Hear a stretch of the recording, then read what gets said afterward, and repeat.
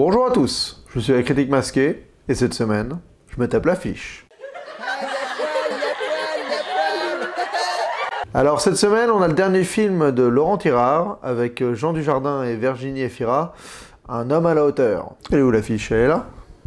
Elle est là, hein? Ouais, elle est là. Hein. Bon, bah l'affiche est claire, hein. C'est une histoire d'amour avec l'histoire d'un mec qui est plus petit que la fille. Et d'ailleurs, c'est marrant parce que sur l'affiche, on n'est pas sûr que ce soit le mec qui soit petit. On se demande si c'est pas la meuf qui est pas beaucoup trop grande d'ailleurs. Ouais, hein? Ouais, non mais est-ce qu'elle pourrait faire géante là-dessus? Hein. Donc, clairement, c'est une affiche classique. Hein. Je la trouve plutôt jolie. Je trouve, j'aime beaucoup les deux costumes. Je trouve la robe rouge de Virginie Efira très belle. Et je trouve que le costard de Dujardin fonctionne bien aussi. Donc, niveau costume, je suis content. Bon, par contre, si je veux faire chier, j'ai vraiment pas l'impression que Dujardin regarde Efira. On dirait qu'il regarde beaucoup plus haut. Mais évidemment, vu qu'ils n'ont pas pu faire la photo dans les mêmes conditions, ils ont pas. Ça se trouve, ils avaient mal prévu, quoi. Alors, par contre, sur ce film, j'ai l'impression qu'il y a peu de gens qui savent que c'est un remake. Parce que oui, c'est un remake d'un film argentin qui s'appelle Corazón de Léo, le cœur de Léo. De Léon, d'ailleurs pas Léo, il y a un N à la fin. Et en fait, heureusement qu'on n'a pas eu l'affiche du film original parce qu'elle est quand même vraiment dégueulasse, quoi. Enfin là, on se rend compte qu'on a quand même un peu de chance d'avoir l'affiche qu'on a parce que l'autre est vraiment dégueu, quoi. Enfin, les costumes sont pourris, le fond blanc dégueulasse, les acteurs se regardent même pas. Franchement, là, c'est bien d'avoir ce principe de remake, ça nous permet de se rendre compte que tu as quand même des affiches mieux que d'autres, même quand elles sont pas terribles, elles sont déjà beaucoup mieux que ce qui avait été fait originalement, quoi. Enfin, en tout cas, que ce soit dans le remake ou dans le film qu'on a, Un homme à la hauteur, l'affiche vend une seule et même chose, c'est le fait que le mec est petit. Donc j'avoue que je suis curieux de découvrir comment ils vont réussir à combler 1h30 avec un mec petit. Enfin, tu vois, c'est la seule intrigue du film, c'est ça. Ça me laisse curieux de savoir comment ils vont faire. Alors j'aime bien aussi cette affiche pour le film. Voilà, j'aime beaucoup les silhouettes. J'aime beaucoup le côté centré de la chose. Je suis quelqu'un qui aime la symétrie. Donc là, pour le coup, je trouve que ça fonctionne bien. Après, je comprends qu'ils peuvent pas laisser que ça comme affiche pour le film, parce qu'ils ont quand même 2 stars. C'est important de montrer leur visage, donc les silhouettes, ça ne suffit pas. Mais en tout cas, je suis content que cette affiche existe. Voilà, je trouve elle est plutôt élégante. Et au final, raconte très bien la situation. Même si on voit pas le visage des comédiens, ça suffit. Alors, après, on a un film bourré de testostérone. On a Braqueur, qui aurait clairement dû s'appeler Braqueur contre dealer, vu qu'ils le foutent sur toutes les affiches. Non, de temps en temps, ils inversent. Ils mettent dealer contre braqueur. Carrément. Alors, des flingues, du feu, une tagline à la Cowboy V6 Alien. Bon, clairement, ça vend pas de la subtilité, là. Je dois avouer que je suis pas fan du cadrage. Je comprends pas pourquoi ils ont cadré que un quart des comédiens, là. Enfin, je trouve ça assez moche. Le fait de pas avoir inclus plus des personnages dans l'affiche. Je comprends pas trop.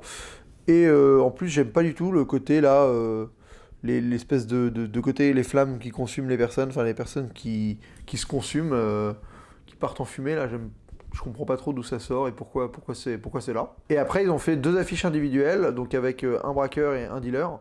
Et alors pour le coup, autant le braqueur, ça va, je trouve qu'il a plutôt la classe, même si j'aime toujours pas le cadrage, enfin je trouve qu'ils auraient dû cadrer plus haut. Mais bon, il fait presque membre des forces spéciales, le braqueur, mais pourquoi pas. Par contre, le dealer, je trouve qu'il est beaucoup trop minimaliste dans l'approche du dealer. Enfin, pour moi, pour ce genre de film, je trouve que c'est plus intéressant d'y aller un peu plus franco avec le côté cliché de la chose, tu vois, qu'il y a un peu plus d'éléments qui nous permettent de personnaliser le dealer. Là, c'est beaucoup trop limité. Enfin, le mec, c'est juste un sweat à capuche noire avec une barbe. Enfin, je trouve que le dealer n'est pas représenté assez pour permettre d'avoir une affiche à lui tout seul, quoi. Donc au final, toute la série d'affiches, je la trouve plutôt efficace. Je trouve qu'elle est assez jolie graphiquement, faut l'avouer, elle est quand même bien travaillée. Il y a un côté dynamique, un côté moderne, un côté punchy, quoi. On se dit qu'on va pas voir un film lent, on se dit qu'on va avoir là tout de suite ça nous vend un vrai film d'action. Mais par contre, je trouve que ça ne vend pas assez l'univers. Et voilà, il n'y a pas assez l'univers qui est vendu, ça manque un peu de profondeur. On se dit qu'au final, peut-être que ça vend presque un poil trop de l'action et pas assez du reste. Ce qui est un peu dommage parce que je suis sûr que le film, moi je l'ai pas vu, hein, mais je suis sûr que le film va être un peu plus profond que ce que ces affiches montrent. Et c'est bête parce que là, ils vendent vraiment une espèce de enfin de bêtes confrontations manichéennes, un peu connes, avec des personnages pas très bien définis, alors que je suis sûr que ça va être l'inverse. Que ça va être beaucoup plus subtil, avec des personnages très forts des deux côtés, et qu'ils auraient dû être personnalisés dans cette affiche. Tu vois, par exemple, je trouve c'est bizarre qu'on monte pas la tête de Boji là, ou, enfin qu'on la coupe là, je trouve pourquoi on coupe la tête au niveau dessous mon masque là? Pourquoi? C'est bizarre de cadrer comme ça. Je comprends pas trop. C'est un choix étrange, franchement, j'arrive pas à me... Si on me l'explique, pourquoi pas, mais de moi-même, j'arrive pas à me le comprendre.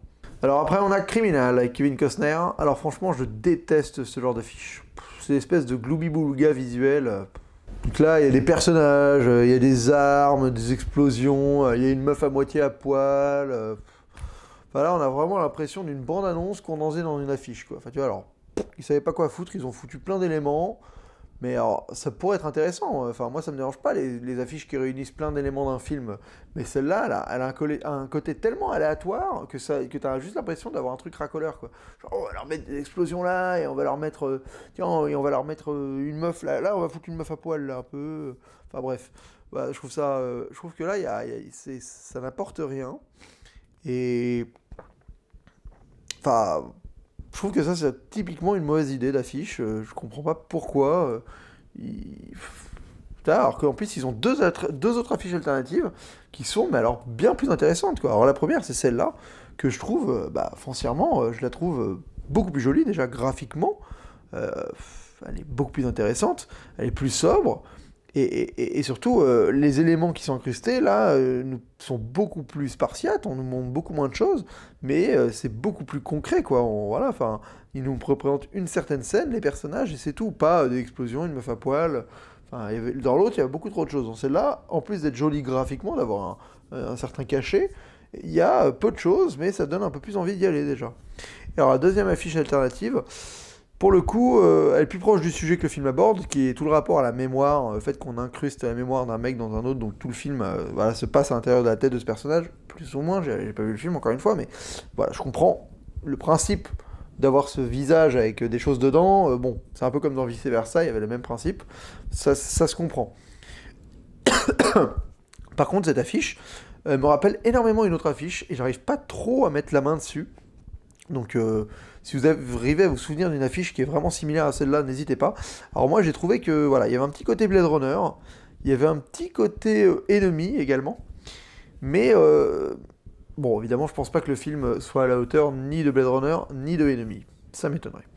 Voilà, voilà. Et donc si vous trouvez l'affiche qui ressemble à celle-là, vraiment, dites-le moi parce que ça me tracasse depuis que j'ai fait ma vidéo. J'arrive pas réussi à trouver le... Je suis sûr qu'il y en a une, c'est la même presque. Mais vraiment la même à l'identique presque. Bon, après on a l'affiche cheap de la semaine, Mr. Holmes. Donc là on dirait presque une affiche pour une pièce de théâtre, quoi. Franchement, c'est d'une paresse. Voilà, on nous met le personnage principal, on nous vend les deux seuls trucs qu'il y a à nous vendre dans ce film, c'est Ian McKellen et le fait qu'il joue Sherlock Holmes. Donc on nous met Ian McKellen sans Sherlock Holmes avec Monsieur Holmes.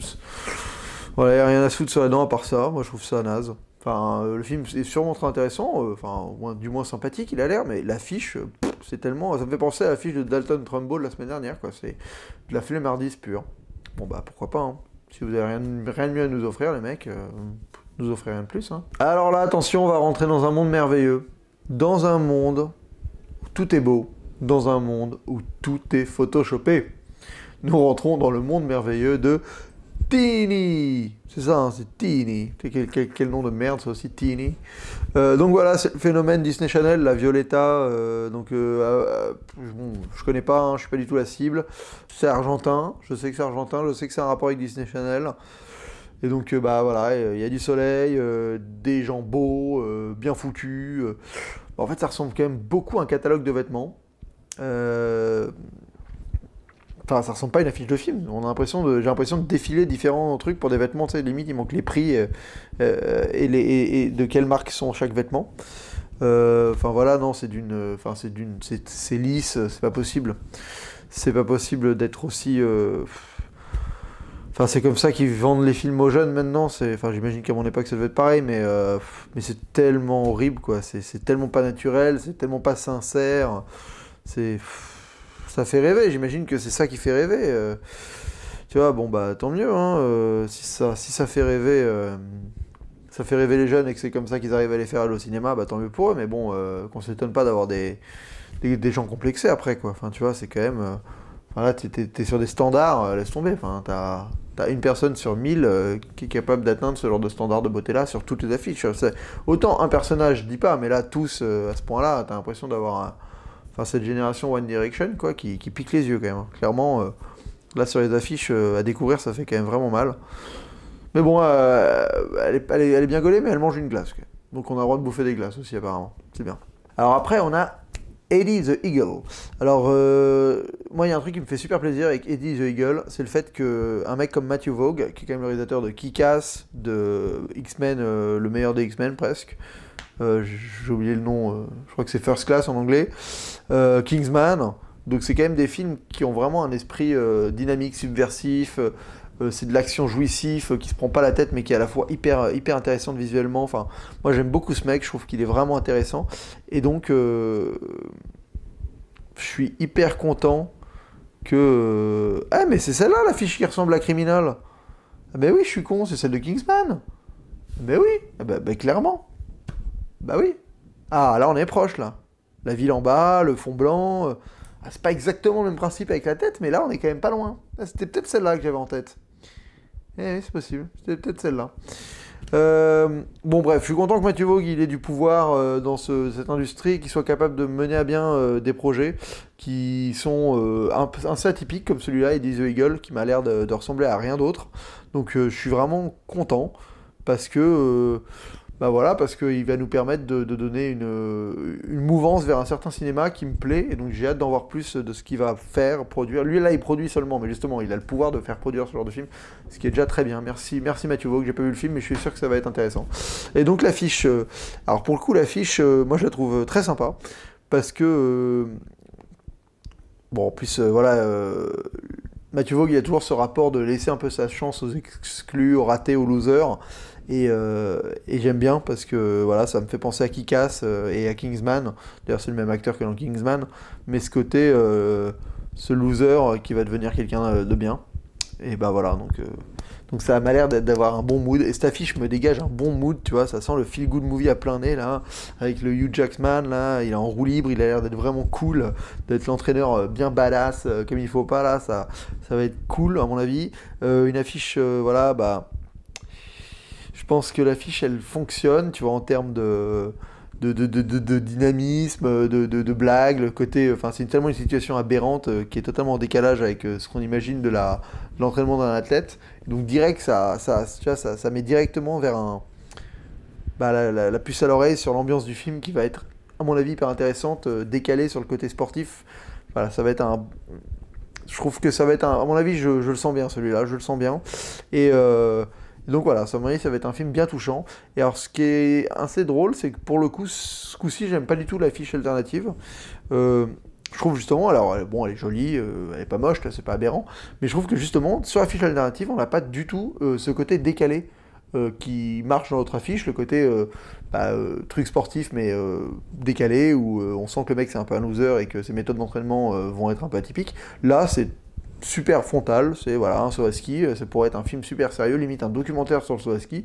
L'affiche marcherait aussi, ce que je trouve assez dommage, et je comprends pas trop d'où cette affiche-là, parce que tu perds tout le côté décalé, déconnade, décalé de l'autre affiche. Donc moi ça me surprend un peu. Mais bon, écoute, c'est pas l'affiche qu'on voit beaucoup, on la voit pas beaucoup, donc c'est pas plus grave que ça. Mais c'est genre plus une affiche teaser, mais je l'aime pas trop. Alors, sinon, en film français, on a Vendeur aussi. Alors, bon, alors cette fois, j'ai l'impression d'avoir déjà vu cette affiche, mais bon, là, j'ai réussi à rien trouver comme exemple. J'ai pas trouvé d'affiche vraiment similaire. Le seul truc que j'ai trouvé similaire, c'est celle de Cowboy, mais alors, graphiquement, elle est pas du tout pareille, mais bon, dans la thématique, on a un père, un fils qui se tournent le dos. Mais graphiquement, j'avoue qu'elle est pas pareille, et je suis sûr qu'encore une fois, il y a une affiche similaire qui traîne, mais vraiment similaire pour le coup.